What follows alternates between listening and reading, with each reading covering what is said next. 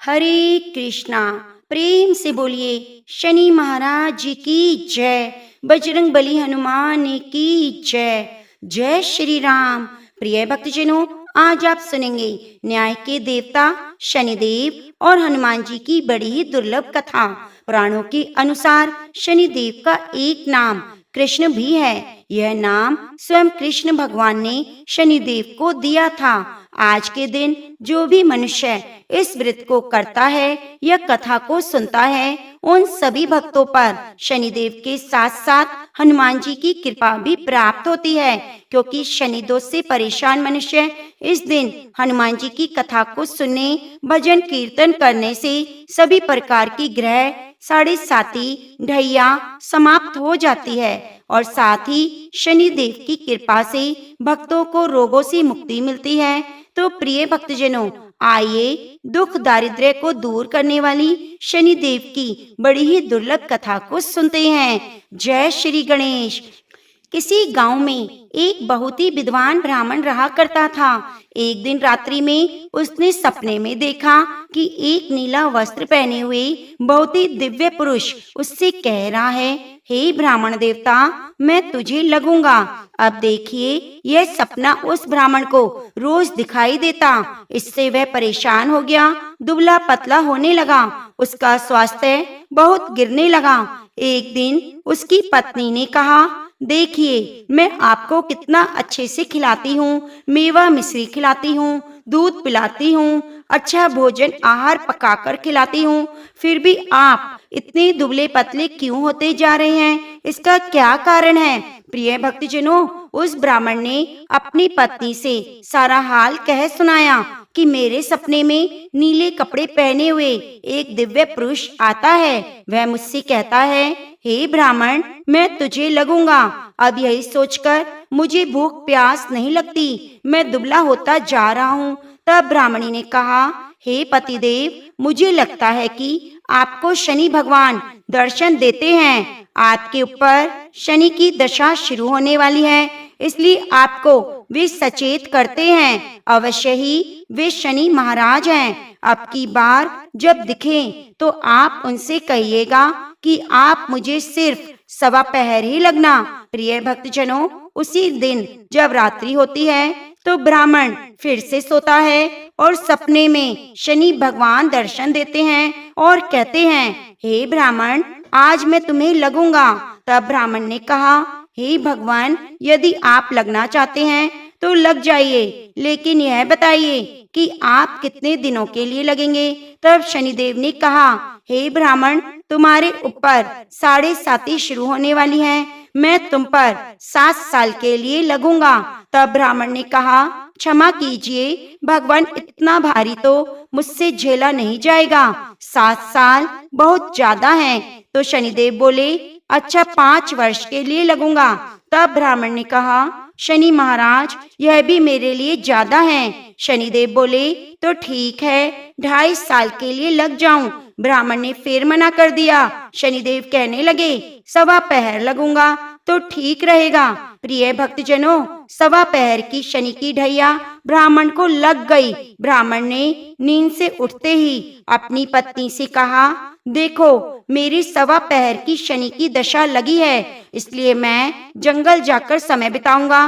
तो मेरे खाने पीने का सारा सामान बांध दो और मेरे पीछे किसी से लड़ना मत, घर में बैठी रहना, बच्चों को कहीं जाने मत देना और इस सवा पहर में किसी को गाली भी मत सुनाना। ऐसा कहकर ब्राह्मण अपने घर से जंगल की ओर चल दिया।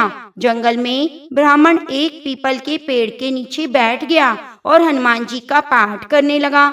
एक पहर बीत गया तो ब्राह्मण ने सोचा, बाकी का समय तो रास्ते में बीत जाएगा। सुबह वहां से चल दिया और रास्ते में चलते हुए उसे एक सब्जी मंडी दिखाई दी। उसने सब्जी मंडी में से एक बड़ा सा कद्दू खरीदा।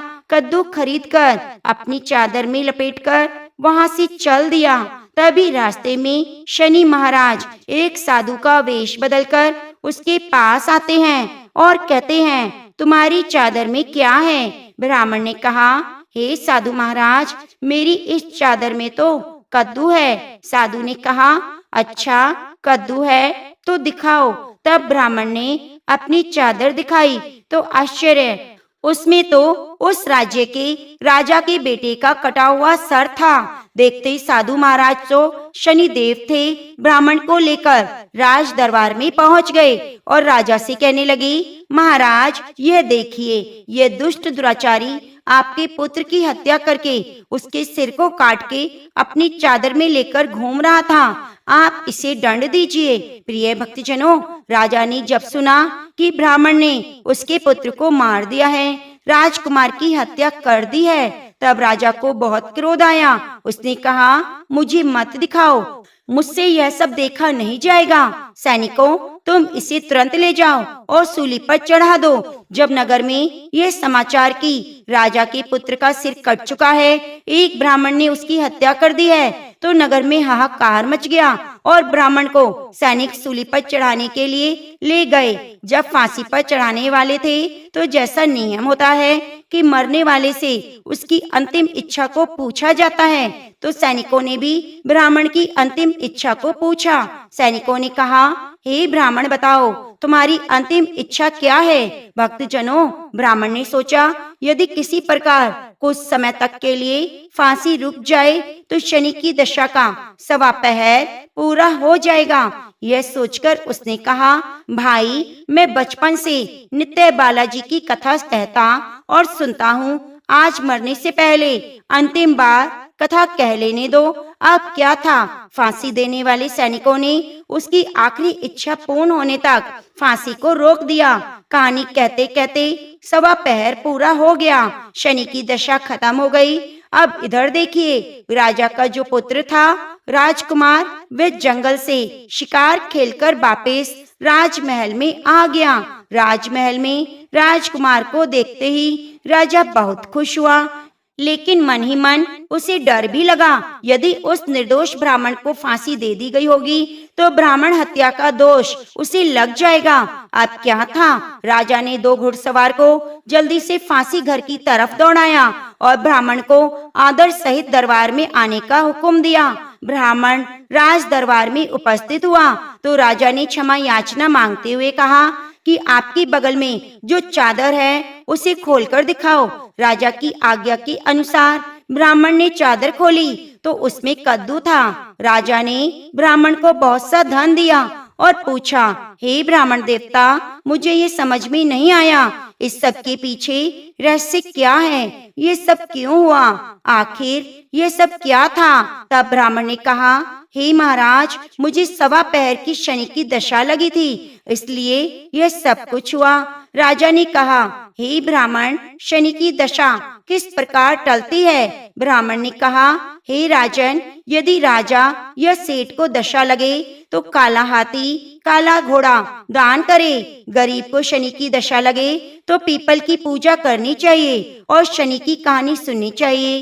तिल, तेल, काला उड़द आदि दान करें। काले कुत्ते को तेल चुपड़ी रोटी खिलाएं तो शनि की दशा उतर जाएगी। अब देखिए, राजा ने उस ब्राह्मण को कद्दू वापस किया। अब घर आकर ब्राह्मण ने कद्दू अपनी पत्नी को दिया। जब उसकी पत्नी ने सब्जी बनाने के लिए कद्दू को काटा तो बीजों की जगह हीरे मोती निकले।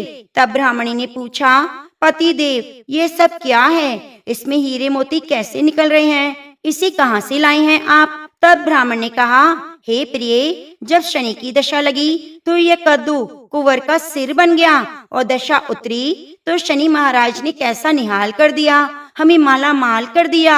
हे शनि देवता, जैसे ब्राह्मण को शनि की दशा लगी वैसे किसी को भी न लगे। जैसे ब्राह्मण को धन दौलत मिली वैसे सबको मिले। कथा कहानी कहते सुनते हुंकारा भरते सबको मिले। सब मिल प्रेम से बोलिए, शनि महाराज की जय, हनुमान जी महाराज की जय। प्रिय भक्तजनों, अब आइए सभी मनोकामनाओं को पूरी करने वाली बड़ी ही पवित्र कथा को सुनते हैं। नर्मदा नदी के किनारे एक गांव में बहुत ही बड़े साहूकार का परिवार निवास करता था।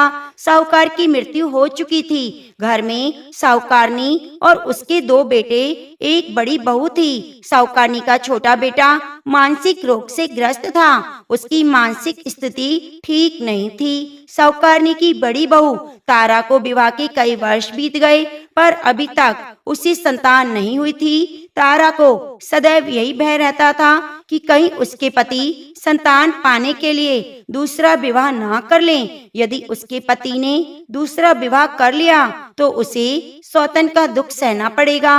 प्रिय भक्तजनों, इसी डर से तारा ने एक योजना बनाई। उसने अपने घर में काम करने वाली नौकरानी चंदा से अपने देवर चंदन का विवाह कराने के लिए अपनी सास साहूकारनी और अपने पति को मना लिया। चंदा स्वभाव से बड़ी दयालु और कृष्ण भक्त थी। वह बचपन से ही उसी साहूकार के घर में काम करती। उसका अपना कोई नहीं था। अब चंदा का विवाह मानसिक रोगी चंदन से करा दिया गया। कुछ साल बाद चंदा ने एक सुंदर पुत्र को जन्म दिया, किंतु चंदा की जिठानी तारा ने चंदा का बच्चा छीन लिया और उसे घर से धक्के मारकर निकाल दिया। तारा ने अपने पति को भी अपने पक्ष में कर लिया। बेचारा चंदन तो मानसिक रोगी था। वह कुछ कर भी क्या सकता था। वह साहूकारनी चाहकर भी कुछ ना कर सकी। प्रिय भक्तजनों, दरअसल यह तो तारा की चाल थी। उसने तो कभी चंदा को अपनी देवरानी माना ही नहीं था। वह तो सिर्फ चंदा से उसका बच्चा लेना चाहती थी ताकि उसे पाल पोस कर अपना नाम दे सके। अब देखिए, चंदा के बार बार रोने गिड़गिड़ाने पर भी तारा नहीं मानी और उसे गांव से निकाल दिया। अब चंदा गांव-गांव भटकने लगी। भटकते भटकते वह कृष्ण जी के पुराने मंदिर में पहुंच गई। वहीं पर उसने प्रभु से न्याय की गुहार लगाई। वह अपना सर भगवान की चौखट पर पटकने लगी और लगातार ओम कृष्णाय नमः मंत्र का जाप करने लगी। प्रिय भक्तजनों, उस स्त्री की करुण पुकार सुनकर न्याय के देवता शनि देव आए और भगवान श्री कृष्ण के आदेश से तुरंत चंदा के सामने उपस्थित हो गए और साधारण मनुष्य का रूप धारण करके उसे अपने आप को कष्ट न पहुंचाने के लिए कहा और कहा, हे बहन, तुम भगवान श्री कृष्ण पर विश्वास रखो। ओम श्री कृष्णाय नमः मंत्र का जाप करती रहो। तुम्हारा अवश्य ही कल्याण होगा। तुम्हारे जो भी दुख हैं सब भगवान श्री कृष्ण हर लेंगे और शनिदेव की कृपा से तुम्हारा मंगल होगा। यह सुनकर चंदा भगवान श्री कृष्ण की आराधना में लग जाती है और शनिदेव का ध्यान करते हुए ओम कृष्णाय नमः मंत्र का जाप करने लगी। अब शनिदेव एक साधु का वेश बदलकर साहूकार के घर पहुंच गए। अलख निरंजन का अलख जगाने लगे। तब घर से बाहर साहूकार ने निकली और भिक्षा देकर उन्हें प्रणाम किया। तब साधु रूपी शनिदेव ने कहा, हे देवी, मैंने सुना है आपके घर में कोई मानसिक रोगी रहता है। मैंने 7 सालों से हिमालय के जंगलों में भटकते हुए बहुत ही बड़ी दुर्लभ जड़ी बूटी इकट्ठी की है जो हर प्रकार के रोग को समाप्त कर देती है। यदि आप कहें तो मैं आपके घर के मरीज को ठीक कर सकता हूँ। प्रिय भक्तजनों, उस साहूकारनी ने कहा, हे महात्मा, अहो भाग्य जो आप यहाँ पधारे। हाँ महाराज, मेरा छोटा बेटा जो दिमाग से बीमार है, आप उसे ठीक कर दीजिए। आप जो चाहेंगे मैं आपको दूंगी। आइए, घर के अंदर आइए। साहूकारनी ने अपने बेटे चंदन को साधु महाराज को दिखाया जो अब चंदा के चले जाने से बहुत दुखी था। साधु महाराज ने अपने कमंडल से जल निकालकर उसे अभिमंत्रित करके चंदन को पीने के लिए दिया। जल को पीते ही चंदन बिल्कुल ठीक हो गया और साधु महाराज ने तारा को भी बहुत समझाया कि वे चंदा का बच्चा उसे वापस कर दे और अपनी गलती स्वीकार कर ले, किंतु वह नहीं मानी। उल्टे ही साधु महाराज को डांटने लगी, यहाँ तक कि चंदन के ठीक होने से उससे ईर्ष्या करने लगी। इस बात से रुष्ट होकर भगवान शनिदेव की दशा तारा को लग गई। वे मानसिक रोगी हो गई। उसके एक हाथ लकवा से ग्रस्त हो गया। साधु महात्मा के बताए अनुसार चंदन अपनी पत्नी चंदा को घर ले आया और अपनी पत्नी, बच्चे और माँ के साथ हंसी खुशी जीवन व्यतीत करने लगा। प्रिय भक्तजनों, तारा को शनिदेव ने उसके कर्मों का फल दिया। चंदा के सिर्फ ओम कृष्णाय नमः मंत्र का जाप करने से उस पर कृपा बरसाई। उसका बच्चा, पति, परिवार वापस मिल गया। पति भी स्वस्थ हो गया।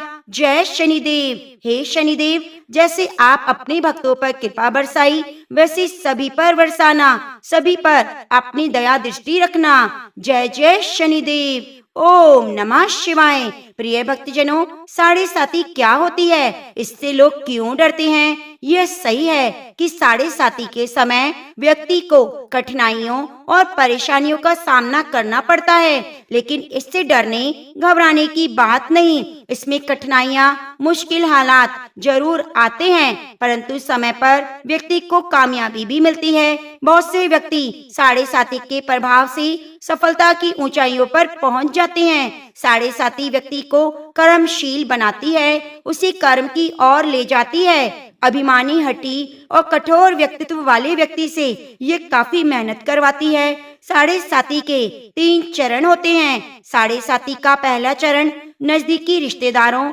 और जातकों को प्रभावित करता है। दूसरा चरण व्यापार और गृहस्थी को प्रभावित करता है। तीसरा चरण परिवार और स्वास्थ्य को प्रभावित करता है। भगवान शनिदेव न्याय के देवता हैं। यह कभी भी किसी को ऐसे ही दंड नहीं देते। यदि दंड देते हैं तो उसे उसके साथ बहुत बड़ी शिक्षा भी देते हैं। जैसे एक माता अपने पुत्र की गलती पर उसे दंड देती है, उसकी भलाई के लिए, उसे सही मार्ग पर जाने के लिए, ठीक वैसे ही शनिदेव कर्म और न्याय के पथ पर चलने के लिए मनुष्य को दंड देते हैं, ताकि वह डरकर आगे ऐसा कार्य ना करे, अपने जीवन को सरल और सार्थक बनाए। भगवान शनिदेव तो न्याय की मूर्ति हैं। इनकी पूजा और भक्ति करके व्यक्ति धन ऐश्वर्य से संपन्न हो जाता है और सफलता की ऊंचाइयों को छूता है, जीवन में तरक्की करता है,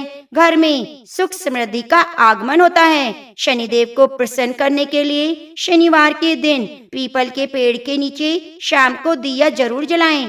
कुत्ते को तेल से चुपड़ी रोटी खिलाएं। शनिवार को जल में तिल डालकर पीपल को चढ़ाएं। इससे शनिदेव बहुत प्रसन्न होते हैं। ओम कृष्णाय नमः महामंत्र का जाप करें। ओम गण गणपति नमः। तो प्रेम से बोलिए शनि महाराज जी की जय। प्रिय भक्तजनों, जो भी भक्त हनुमान जी की पूजा करता है उस पर शनि की साढ़े साती नहीं लगती। शनिदेव उस पर कभी भी रुष्ट नहीं होते। तो आइए सुनते हैं बड़े ही श्रद्धा भाव से हनुमान जी की कथा। तो प्रेम से बोलिए सियावरी रामचंद्र भगवान की जय। ओम नमः शिवाय। बहुत समय पहले की बात है। एक साहूकारनी थी, उसका बेटा और बहू थे। पति की मृत्यु युवा अवस्था में हो गई थी। इस तरह उस साहूकारनी का रोज का नियम था, वह हनुमान जी के मंदिर जाती, साथ में हलवा पूरी और चूरमा बनाकर ले जाती। हनुमान जी से कहती, कांदे सोटो लाल लंगोटो, हनुमान जी खाइयो चूरमे और रोटी, मैंने तुम्हें दिया जवानी में, तुम मुझे देना बुढ़ापे में। अब क्या था, पूजा करने के बाद वह साहूकारनी अपने घर आई तो उसकी बहू बोली, सासू जी तुम चूरमा रोटी लेकर कहाँ जाती हो रोज? वह साहूकारनी बोली, मैं बालाजी के मंदिर जाती हूँ। वह बोली, मंदिर में तो नहीं जाती हैं आप, हमें तो लगता है अपने खाने के लिए रोज चूरमा और हलवा बनाती हैं, चोरी चुपके जाकर कहीं खा लेती हैं। प्रिय भक्तजनों, सास अपनी बहू की बातें सुनती है तो कुछ नहीं बोली। उसका मन बड़ा ही दुखी होता है। उसे यह दुख होता है कि वह भगवान की भक्ति करती है और उसकी बहू उसे चटोरी कह रही है। अब क्या था, दुख के मारे वह जाकर अपने कमरे में सो जाती है। सोते सोते 5 दिन हो गए। हनुमान जी सपने में आए, बोले, साहूकारनी तूने तो जवानी में दिया, मैं तुझे बुढ़ापे में देता हूँ। साहूकारनी बोली, हनुमान जी आज तो आप मुझे खाने के लिए दे देंगे, लेकिन रोज कौन देगा? हनुमान जी बोले, साहूकारनी मैं तुम्हें रोज दूंगा।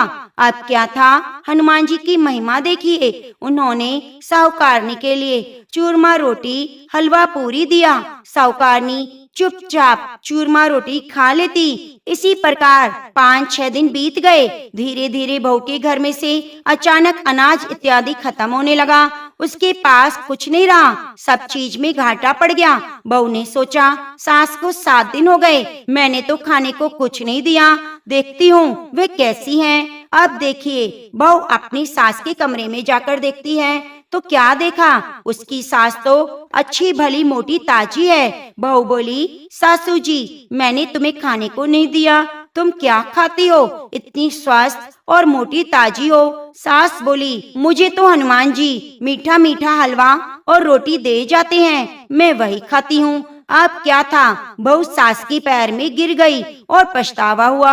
वह बोली, सासू माँ, हम तो तुम्हारे भाग्य का खाते हैं, हमारे घर में तो कुछ भी नहीं रहा, मैंने आपको खाना नहीं दिया, मैंने आपकी भक्ति को झूठा समझा, आपको चटोरी समझा, इसलिए भगवान ने मुझे दंड दिया। 7 दिन के अंदर घर में अनाज के भंडारे खत्म हो गए। सासू माँ, अब आप ही संभालो, मुझे आपकी भक्ति पर विश्वास हो गया। आपने हनुमान जी को भोग लगाया जवानी में और हनुमान जी ने आपको वही भोग बुढ़ापे में लौटाया। आपका पेट भरा, हनुमान जी की महिमा अपरंपार है, कोटि कोटि प्रणाम है। प्रिय भक्तजनों, अब क्या था, सास ने खुशी खुशी घर की सारी जिम्मेदारी संभाल ली और सास यानी कि वह साहूकारनी हनुमान जी को रोज चूरमा रोटी हलवा पूरी खिलाया करती, हलवा पूरी चढ़ाया करती। फिर घर में बहुत बरकत हुई, खूब धन धान्य होने लगा। हनुमान जी महाराज, हे बालाजी महाराज, जैसे आपने उस साहूकारनी को दिया वैसे सबको देना, सबके घर में आन धन के भंडारे भरना, सबका भला करना, कहानी कहने सुनने वाले, हुंकारा भरने वाले सभी को देना। तो प्रेम से बोलिए, सियावरी रामचंद्र भगवान की जय। प्रिय भक्तजनों, अब आइए सुनते हैं पीपल देवता की कथा। शनिवार के दिन हमें पीपल सींचने की कथा को जरूर सुनना चाहिए। एक बार एक गांव था, उसमें एक नंद भाभी थी। भाभी जहाँ भी जाती अपनी ननंद को अपने साथ रखती, क्योंकि जब उसकी सास मरी तो उसने अपनी बहू से वचन लिया, मेरी बेटी का अपने बच्चों की तरह ध्यान रखना, इसको कभी दुख मत देना। इतना भाभी अपनी ननंद का पूरा ध्यान रखती। तभी एक बार की बात है, भाभी ने बैसाख मास का स्नान और व्रत किया तो वह रोज पीपल सींचने जाती, तो अपनी ननंद को भी अपने साथ ले जाती। भाभी जैसे पूजा करती, कुंवारी ननंद वैसे ही पूजा करती थी। भाभी अपने मन में हाथ जोड़कर विनती करती, हे पीपल देवता, मुझे एक पुत्र देना। तो ननंद भी हाथ जोड़कर मन में कहती, हे पीपल देवता, जो आप मेरी भाभी को दो वही मुझे देना।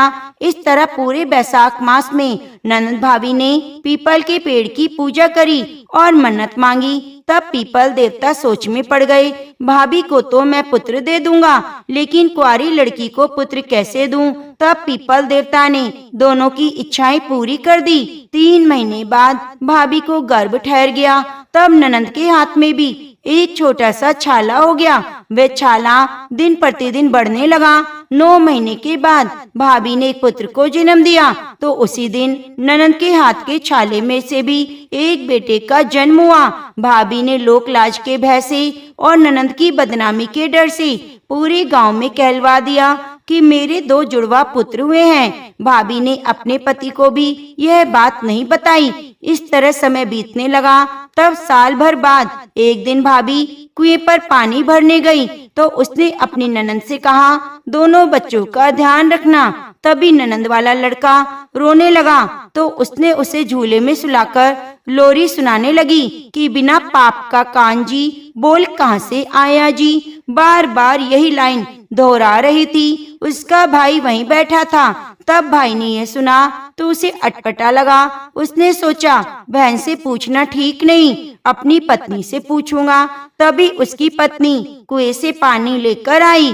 तब उसने अपनी पत्नी से कहा, मेरी बहन दोनों बच्चों को झूला झुला रही थी, तभी हमारा एक बच्चा रोने लगा तो मेरी बहन एक लोरी गाने लगी और बोली बिना बाप का कान जी, बोल कहाँ से आया जी, जबकि मैं तो जिंदा हूँ। फिर यह ऐसी लोरी क्यों सुना रही थी? तब पत्नी ने अपने पति को समझाते हुए कहा, यह तो बच्ची है, ऐसे ही बोल दिया होगा, आप इसकी बातों पर ध्यान मत दो।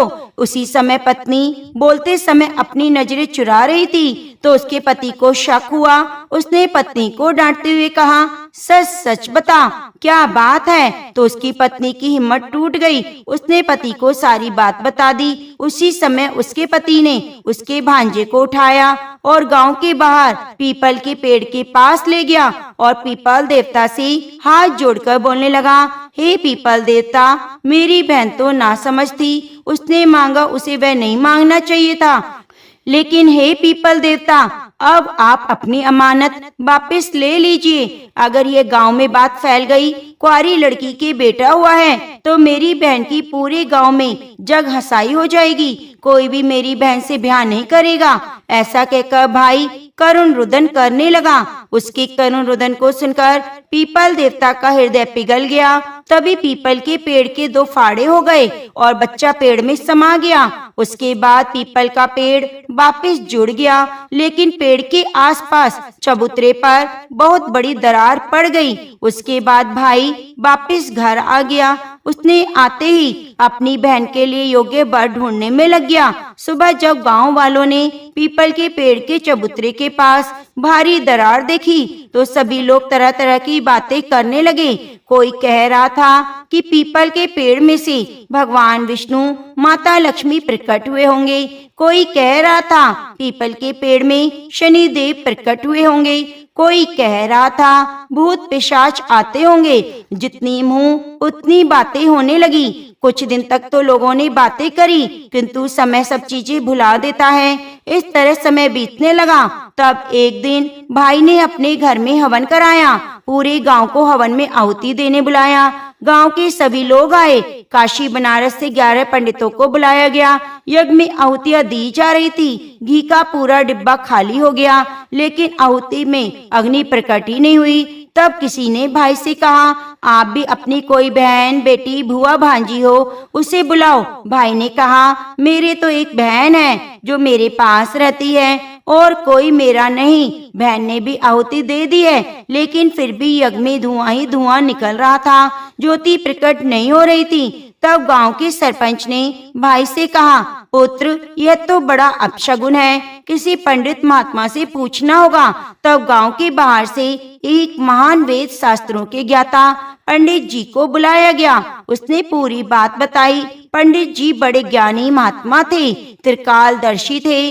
आगे पीछे की उन्हें सभी बातें दिखाई देती थी। वर्तमान, भविष्य काल, भूतकाल, सारी बातों को देख सकते थे। तब उन्होंने थोड़ी देर के लिए आंखें बंद करी, ध्यान लगाया, फिर सारी बात पता कर ली।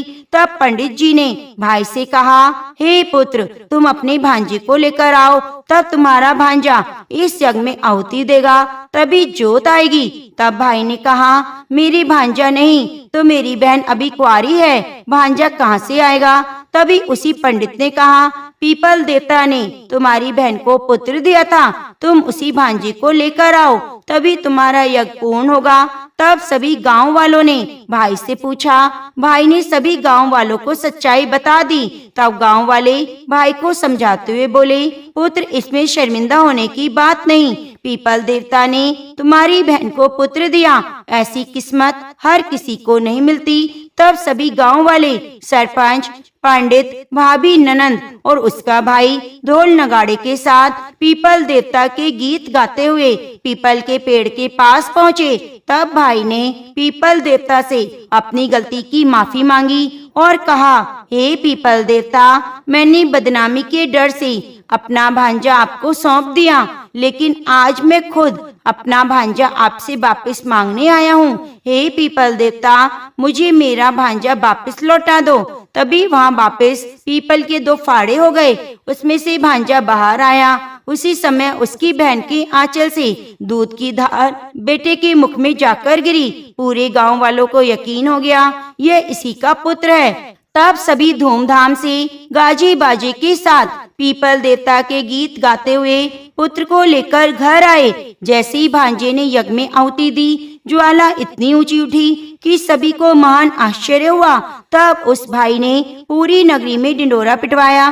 पीपल के पेड़ को सींचने से निर्धन को धन मिले, निसंतान को संतान मिले, कुंवारी को अच्छा घर वर मिले, बुजुर्गों को वैकुंठ का वास मिले। उन दिनों के बाद सभी लोग वैशाख मास में पीपल के पेड़ को सींचने लगे। ऐसा करने से मनुष्य को इस लोक में सुख और मरने के बाद परलोक में परम धाम की प्राप्ति होती है।